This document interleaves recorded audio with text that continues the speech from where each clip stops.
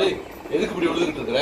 உங்க அம்மா பாக்கியத்துக்கிட்ட சொல்லி இருக்கிறாங்க, என் மயன் ரொம்ப அறிவாளி, நல்ல திறமசாலி, அவன் போய் ஒன்னதுக்கு உதவாத ஒரு பொம்பளை பிள்ளைய கல்யாணம் பண்ணிக்கிட்டு வந்திருக்கானேன்னு சொல்லி ரொம்ப கவலைப்பட்டிருக்காங்க. சரி விடு. சரி விடா, அது மட்டுமா சொல்லி இருக்கிறாங்க.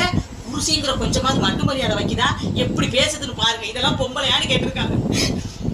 பெரியவங்க அப்படித்தான் இருப்பாங்க, விடுமா. சும்மா இருங்க, அவங்க அப்படி சொன்னாங்கன்னு தெரிஞ்சதுல இருந்து எனக்கு பச்சை தண்ணி உள்ள போக மாட்டேங்குது தெரியுமா? ஏங்க, நமக்கு கல்யாணம் ஆகி இத்தனை வருஷத்துல என்னைக்காவது உங்களை நான் நீன்னு பேசியிருப்பேனா? இல்லையே.